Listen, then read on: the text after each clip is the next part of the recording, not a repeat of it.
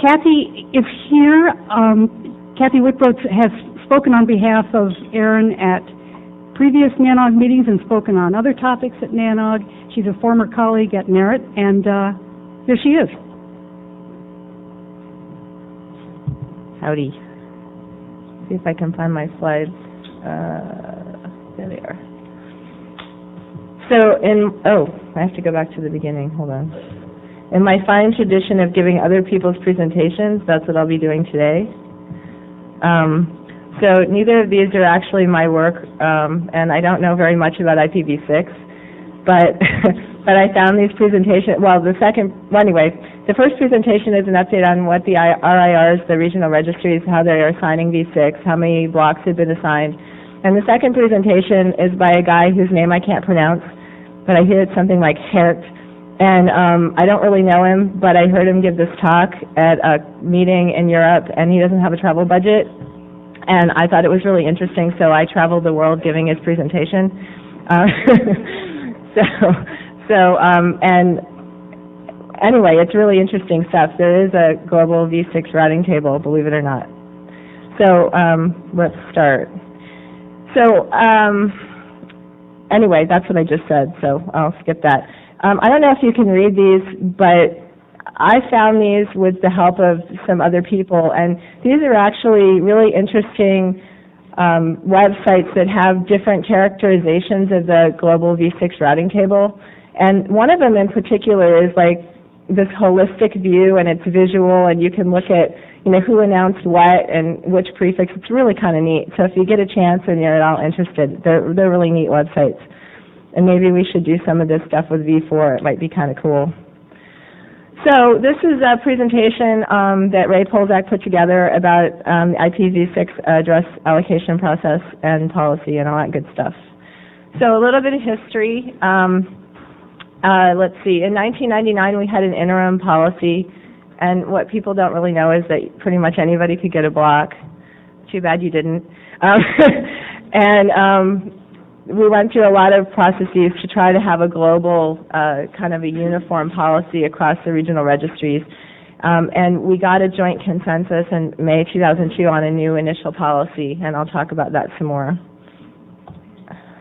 It's really, really hard to get consensus among 3 different geographic regions, now 4 because of LACNIC, and all the different meetings scheduled at different times. It's pretty interesting. So some of you may be familiar with this, some of you might not. This is what the address space used to look like and what the things used to be called, and the bit boundaries, and TLAs and sub-TLAs, and as Ray has graciously animated, that went away. So we won't talk about that. I don't know if Tony's tutorial talked about this yesterday, but it'll be quick if it's redundant. So the new breakdown of the address space kind of, is it going to do anything? Hold on. Okay, so I can't tell whether it's going to keep going or whether it's going to stop. Okay, so an n-site assignment based on RFC 3177 is /48, which if you do the math is a really huge amount of address space, but everybody wants more. And the minimum allocation that the registries give out, so in v4 it's a /20, and v6 it was a /35, but that just got relaxed. So folks who have a /35 already, they can get a /32 by just asking. Get it the boundary flipped over, and if you go and you meet the criteria, which I'll talk about some more, then you can get a /32, which is way bigger than a /32 in v4. And then there's a proposal underway. Right now the regional registries go to ICANN, and they get a /23, right? They get a /23 that they then allocate out like they do with v4. And what they want to do is get a /3 that's a pool that's used among the regional registries so that they can do more smart allocation and spacing out different, different allocations so that they can grow and be contiguous. So that's a proposal that's being tossed around. And if you have questions about that, you can ask Richard Jimerson, Richard J. at ARIN.net. So how do the assignments work? The usual end site size, like I said, is a /48. A /64 is what you would assign as an ISP to a customer if they have only one subnet and they swear they're never going to subnet again. And if you have a device connecting like a cable or a dial-up subscriber or whatever, they get one address, which is a /128. And then the other assignments that happen are in ISP infrastructure. You give out a /48 per POP. And this is part of RFC 3177 as well. So how does it happen? How do you get an initial allocation? So most of you, I guess, well, at least in theory, are ISPs. So if you wanted v6 address space, you would go to a registry and you would get it, just like you do with v4. And this is the process that happens. That's a flow chart. I love flow charts. So if you need an address, you're going to get a lot of them if you need one. So if you meet the allocation criteria, which is there on the screen, you're not an end site, you must be an ISP. In the RIPE region and the other regions, they call them LIRs, which are local internet registries, which is basically their concept of an ISP, but it's a little bit, anyway, that's what it means. It's the same thing. And if you plan to provide IPv6 connectivity, and you're going to have 200 end sites connected to you within 2 years, and then if you meet those criteria, then you can apply for address space and sign the agreement and pay the fee, and then you receive your /32, which is the minimum allocation. Sorry about my voice. So if you use up that huge amount of address space that you get, which I can't imagine you would, but if you did, then you could go back and get more, and basically you'd apply again and you'd justify another block, and you'd get another /32, or they'd move it 1 bit, so you'd get a 31. So let's look a little bit at what's been allocated. In v4 space, the numbers 17, 9, 9, 111, those are /8s, right, Richard? Okay. This is what's been done in v4, just for comparison. The most notable thing is that the assignments per registry in v4, ARIN has assigned quite a bit more than APNIC and RIPE. But if you look at the v6 allocations, you'll see that APNIC and RIPE are certainly assigning a lot more v6. And actually, if any of you have any ideas why that's so, or I'd like to hear from people about why you're not doing v6, or because it seems to be a really the thing to do in other outside the U.S. So anyway, this is the breakdown of the numbers after the 29, 62, 63. Those are actually allocations to ISPs. So those would be the /32s that have been handed out, and then this is a graph over time, and then this is a breakdown per country. And the numbers by the countries again are the /32s or /35s, depending on whether they've come back to get their 32. So this is what it looks like. So there's a lot in Japan, and certainly all the other little slices combined, certainly pretty large. And that's the end of the v6 registry report. Should I take questions in the middle, or does anybody have any comments or questions? Okay. I didn't think so, because, I don't know, it doesn't seem like, let's see. So this is not in English, just to see if you're awake. The last time Gert presented this was in the RIPE meeting in Greece, I believe, so I think that maybe this might be Greek. But I couldn't figure out, he has them in this HTML thing with an index, and I couldn't figure out how to delete this slide without screwing up the index, so I left it. This is what it really says. And I have his email address later on if you're interested in asking him questions, because I may not be able to answer your questions. But again, I heard him present this talk at a RIPE meeting quite a while ago, and I was kind of thought it was neat that there was a global v6 routing table, and some of the stuff that actually happens in the v6 routing table is pretty entertaining, so I thought that this audience would really appreciate it. So what is it? Well, it's a bunch of different ISPs exchanging routes, and we have some pictures and observations, and some of them are pretty cool. So the V6 routing table contains a mixture of 6-bone address space, which is historical. And another comment about the 6-bone address space.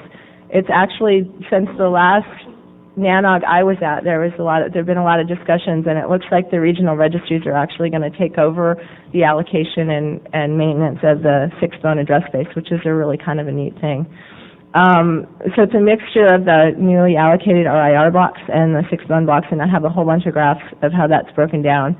Some ASs announce the 6-bone stuff only, and there's a mixture, and some of them advertise RIR space only. I think it depends on what you got, because if you have one block, you really don't need another one unless you're transitioning.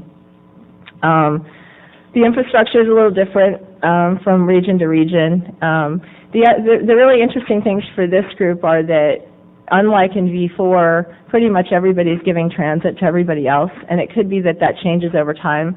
But I think in the spirit of getting the new protocol working and getting everybody happy and cooperating and stuff, they're actually it's like in the old days where if you peered, you got everybody's routes from everybody. There's not a lot of filtering going on, as you'll see, which is pretty entertaining.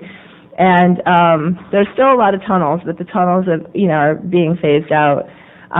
So I'll talk some more about that. So the way this chart should be read is on the left, there's the length prefix. And then if you look at the column all the way over on the right, that's what the same numbers were on April 28th, the last time you ran the numbers.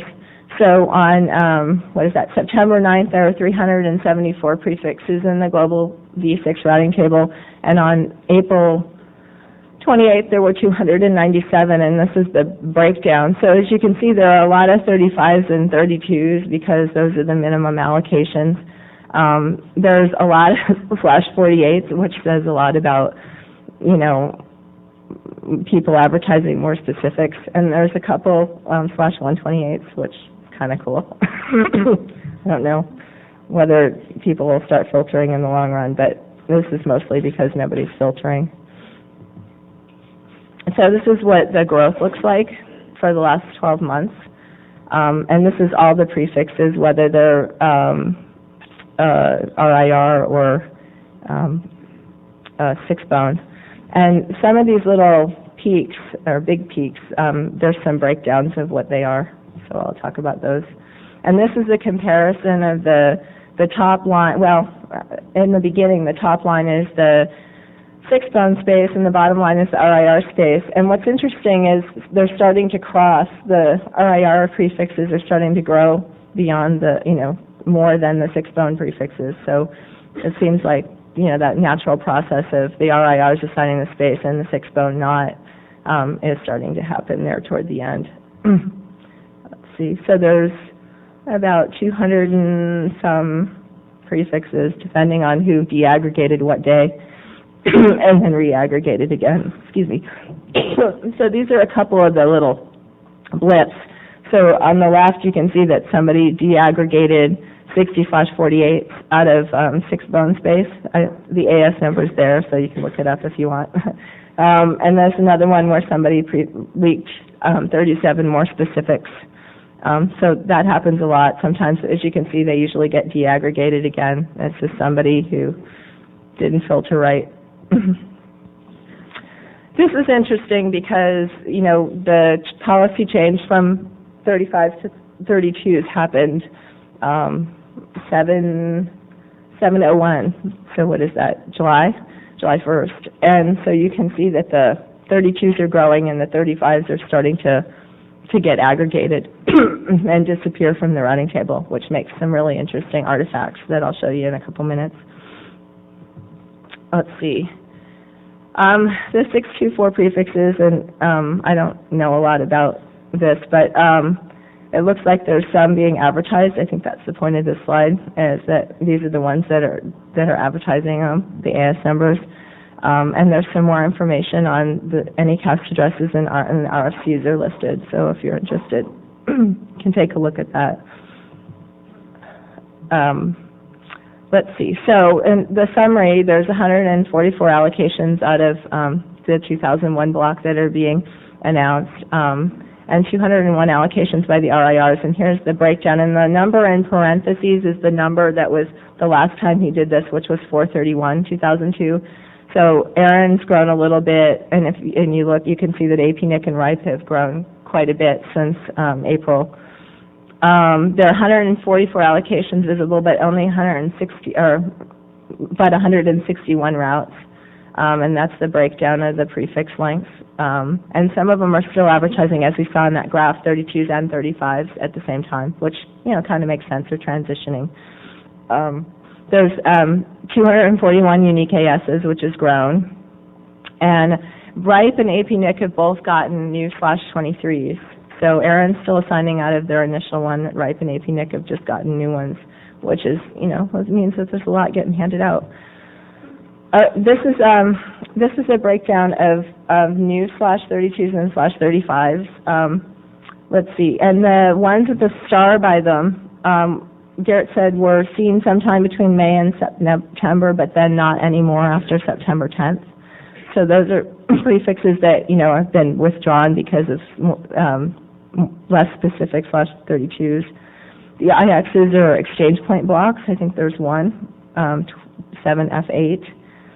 And I'll show you there's some ghost problems, excuse me, in the routing table because of the /35 withdrawals. And if there are any router vendors in the room that have any idea, or people who have any idea why, contacting Gert would be pretty useful, because he's been trying to track this down for a while. So this is the interesting thing that happens when you start advertising the 32 and you withdraw the 35. You end up with these ghost announcements with these really nice AS paths, really short, concise AS paths that seem to stay around for a really long period of time, even though they don't really resemble the AS path of the originally announced /35, as you can see. And this happens a lot, and they'll be there for months. So there's some theories, but nobody's really figured out why this happens. There's a lot of prefixes in the table that actually aren't prefixes at all, or are out of blocks that shouldn't be advertised, and here's a few of those.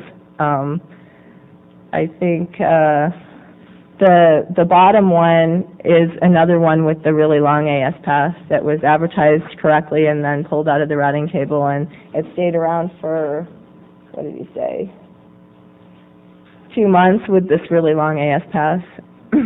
So that's kind of cool. Let's see.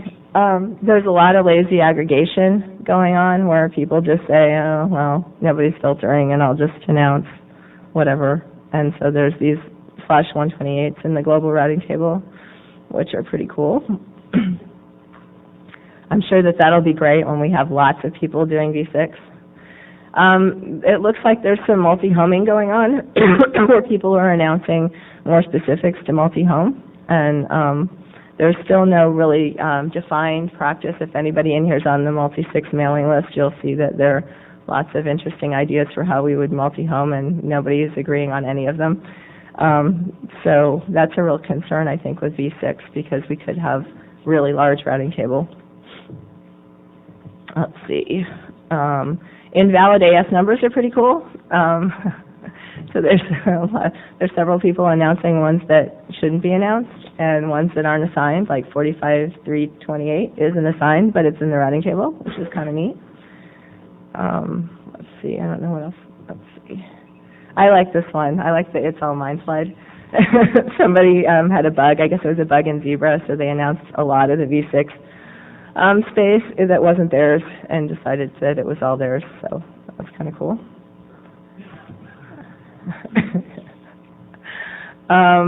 The good news, more people are peering natively with v6, and the tunnels are starting to go away, which is really nice. Let's see. They're doing smarter things over the tunnels with BGP metrics. People have started filtering for obvious reasons from the previous slides. It's kind of probably a good thing. Usually what happens is people accept everything so that they can get everywhere, but they're conscientious about what they re-advertise to their peers, which is kind of polite. And here's a really nice prefix filter if you're interested in filtering. And there's some more filter stuff on here, webpage, so if you're interested, you can take a look at that. Hope my voice holds out. So these are, oh, that's a good idea.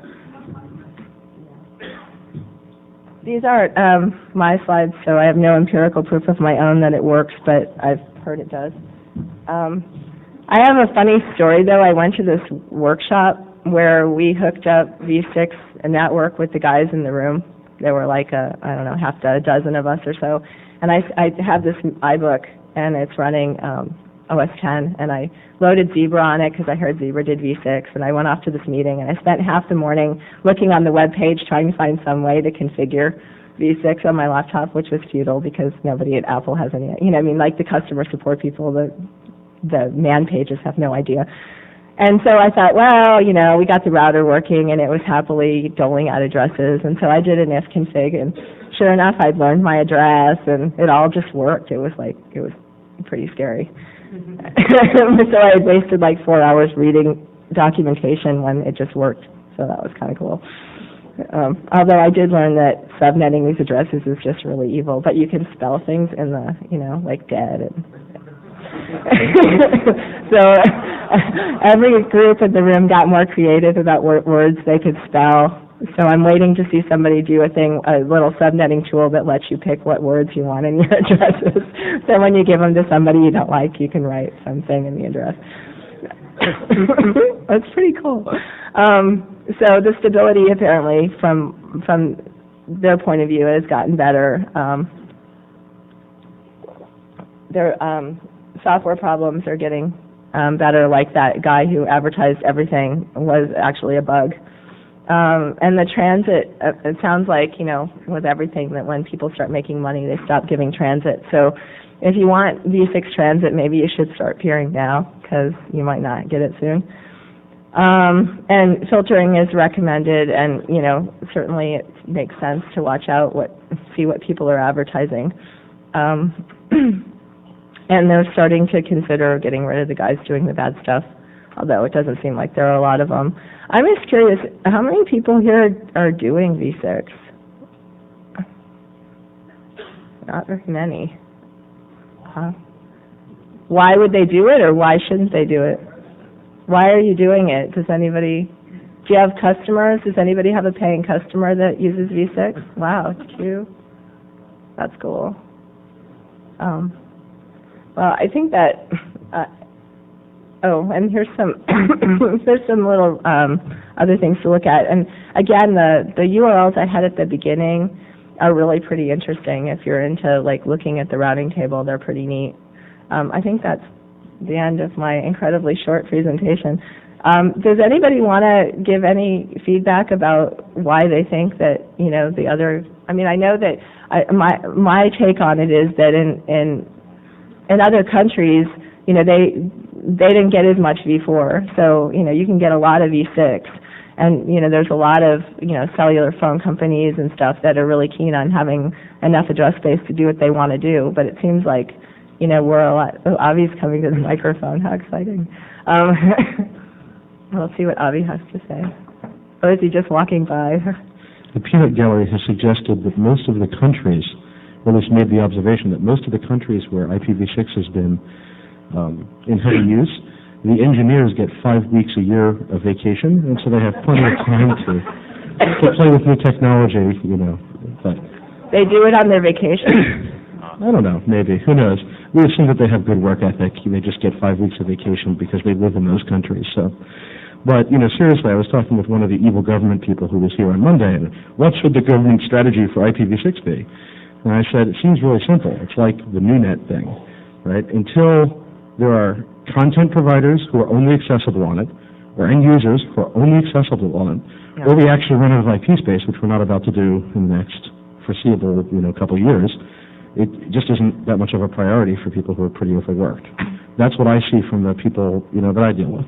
So the simple lazy American answer isn't very relevant yet because no one wants to pay for it and there's no crisis. Oh, that makes sense. I just followed that.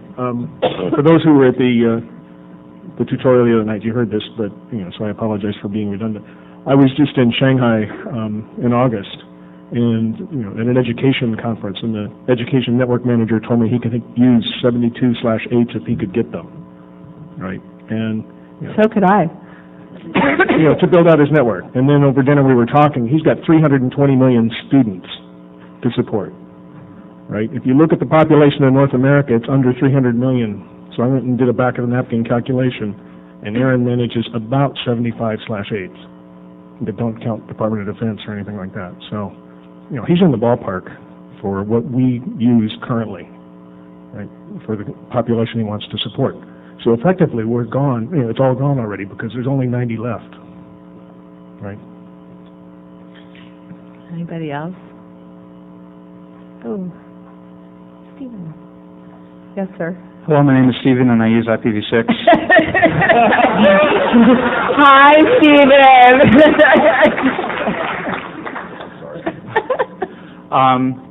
I will confess to having gotten involved with it when I was a researcher, and it was a fun science fair experiment. Since then, I have fallen in with an even worse crowd. Oh, no. And one of the hats that I wear, I'm expected to provide infrastructure that will operate in IPv6 land. And so, not wanting to function in the vacuum that I learned was so comfortable in research, we have a presence. We're out there on the net. We're doing all the same things that the people who would be developing, revenue-producing infrastructure would be doing, because we eventually, we support them. In my day job, my customers expect that I'm, in the same way that I provide, V4 exchange point services, that I'm going to provide V6 exchange point services. And at least there's not really any rocket science. I move Ethernet frames for a living. And so if the ether type is 800 versus whatever the ether type is for IPv6 frames, 6.5 doesn't the other to me. I just need to dole out exchange point addresses like I do for V4, but then have some clue to be able to answer questions when people have trouble getting V6 working, or they wonder why they see certain types of announcements on the exchange point prefix. They ask me, and I say, no, that's wrong, and I go, educate whoever is sending, router announcements or what have you. So that's my thing.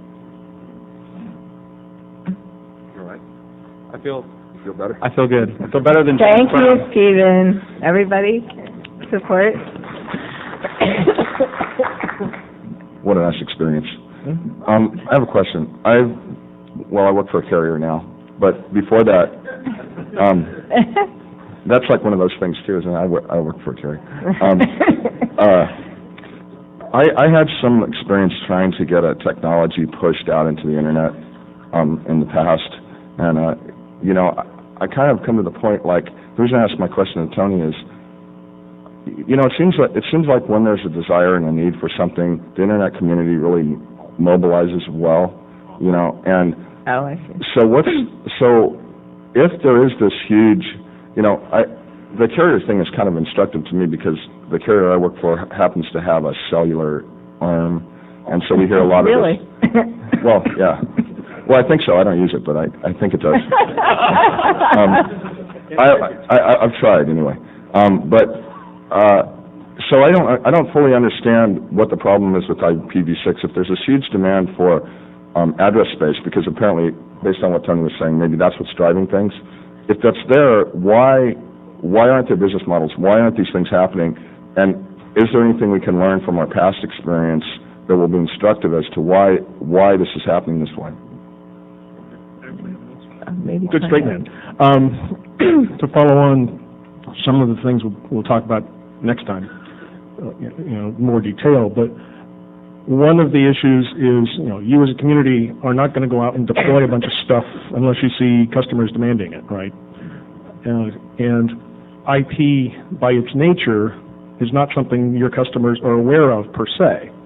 They want packets to move, right? They've got an application. You happen to know it needs IP underneath it, but they probably don't.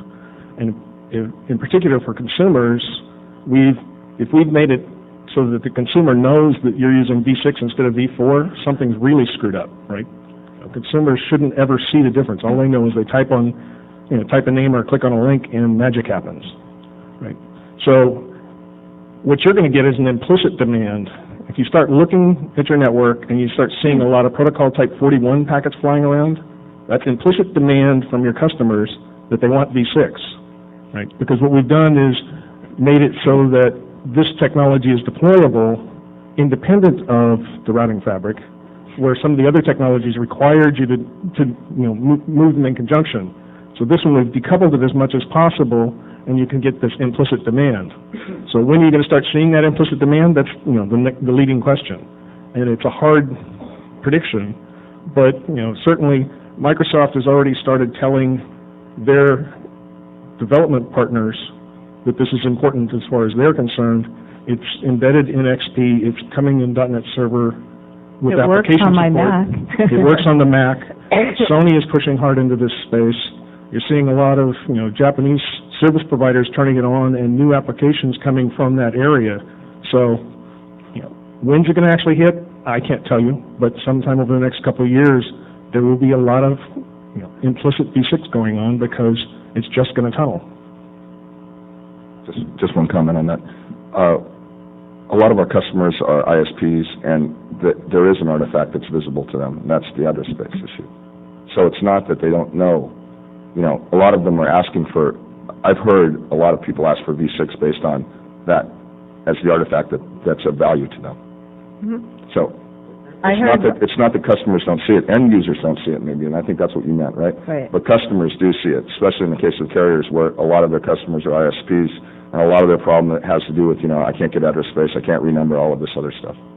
One of the proposals I heard from somebody who I'll let him remain anonymous was that maybe what they would do as an ISP would be to tell the customers, well, if you want another V4 address for your house, then you pay $5 or whatever. But if you want to switch to V6, you can have this big huge block and never have to talk to me again for free.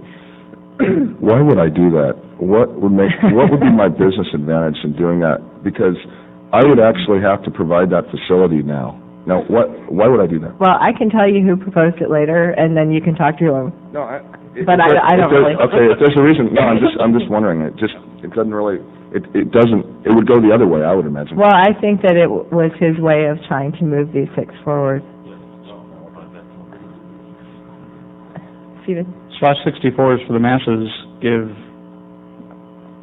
a powerful incentive to the virus authors to not even bother spoofing for unicast RPF checks.